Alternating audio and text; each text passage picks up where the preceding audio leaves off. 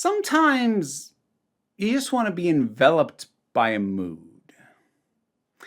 Video game review. I should have a few of these this month because there's a fair few I've played in the relatively recent past that I have not gotten around to talking about yet. I'm going to try and catch up on that.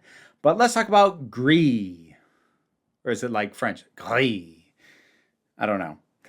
Regardless, we're going to talk about this. This is not a particularly new game at this point. It's one I've known about for a while.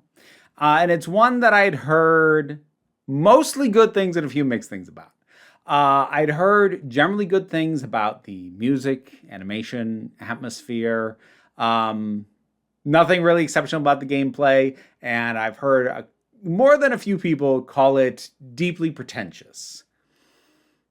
I'm not sure that I agree that it is. I think, all right, well, let's back up. What is this? This is a sort of an artful platformer in terms of its mechanics. It is not exceedingly difficult. I'm not going to say there's no challenge to it. You do have to, accomplish certain stuff, and there is like some extra stuff if you want to go the extra mile for it. But it is not a game where you can die. There is no failure state. At most, you go back a little bit and try what you just tried to do again. If you don't make a jump, you don't fall down a pit and die. You just land on the lower level. You go back up and try and make the jump again. It is. I feel like it would be a stretch to say that it has a plot. Like it sort of does, but like it's all symbolic. Except again, I'm not sure that's right. Like it's not wrong.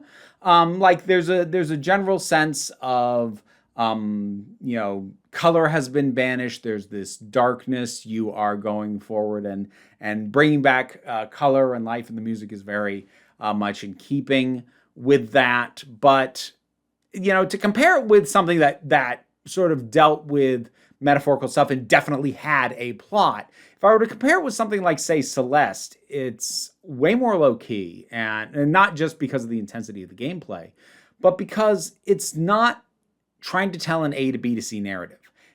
I would describe this as a mood piece. Actually, the game that I kept thinking about while playing this was Journey, which sort of doesn't really have a plot. It has lore, which you can ignore if you prefer. And it's much more about the mood and the feeling that you get as you work your way through it.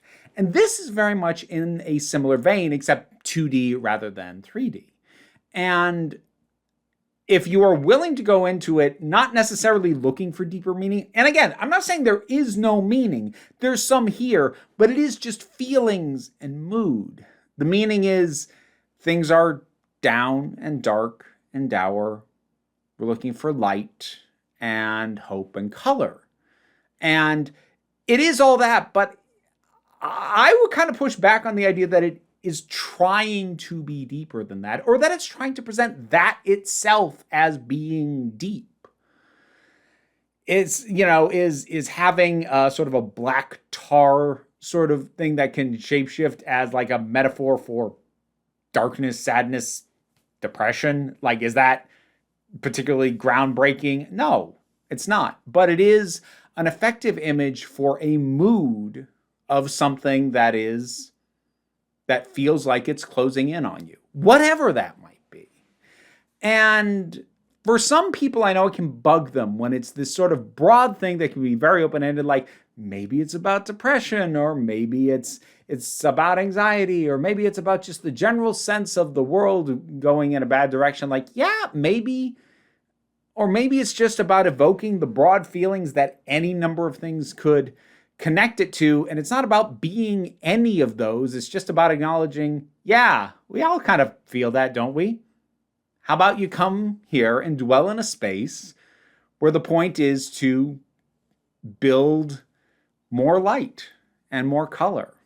And it's got a gorgeous soundtrack and very nice fluid animation. And I think it does a very good job of just embodying the moods that it's going for. I feel like it would be easy to oversell as like being deep and meaningful. I think depending on what headspace you're in when you play it, if you choose to, it could feel very meaningful to you. But I don't want to project that as like a you should expect that.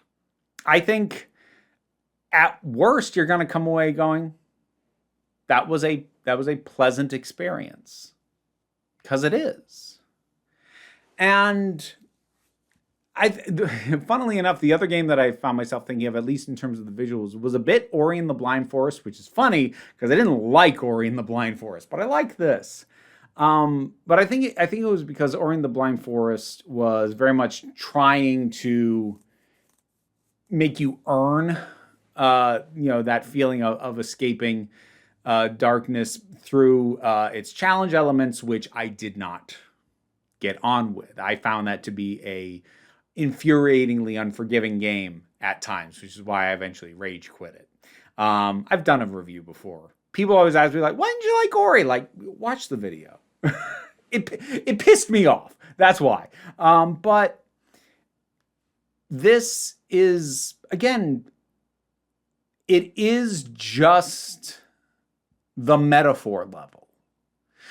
In a story that I could describe as properly deep, there is the surface level, then there's the metaphorical level, and then there might be multiple interpretations underneath that. So like a good go-to for something like that is Moby Dick. At its surface level, it is an adventure story about whaling.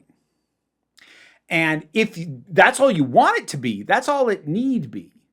But at a metaphorical level, it becomes about a lot of things. Man versus God, man versus nature, fate, the pointlessness of revenge, any number of things. But this is a game that doesn't have that surface level. And that is something that can often be a criticism. And I don't think an invalid one. I think there are times where it feels like a game or a movie or an animated short or whatever really pats itself on the back for being like, we'll just give you the purity of the emotion or whatever. And I guess some people could come away with that feeling from this, but this didn't. I didn't get a sense of pretension from this. I just got a sense of, we would like you to feel certain things from this. And what meaning you ascribe to those feelings, what causes you ascribe to those feelings, what connections you make with those feelings is not our business. That was the feeling I got from this game, personally. And it strikes me as something that would make for a very good unwinding. Like after a really tense week or something. Because it only takes about 3 hours to beat, to play through. Probably less. If I were to replay it now that I know what I'm doing, maybe just 2. But again, that kind of slots it in alongside Journey, which is a game that only takes 2-3 hours to beat, that I will sometimes do a playthrough if I need something to unwind with, that I don't plan to sink a lot of time into. When I want to sink a lot of time into something to help me unwind, I'll fire up Spiritfarer again. But when I don't have that kind of time for repeat sessions, Journey's a good pull. And this is a good pull. I liked it. I get why some people don't, but I did. Have you played this one? What did you think about it? Whatever your thoughts are, drop something down in the comments. Let's talk about it. Patreon pays the bills. It enables me to do this as my living. Even if you can't help me out that way, like, share, subscribe. Those all help. Don't worry too much about it, though. We take a relaxed attitude around here, so you can just come on back next time you need a break.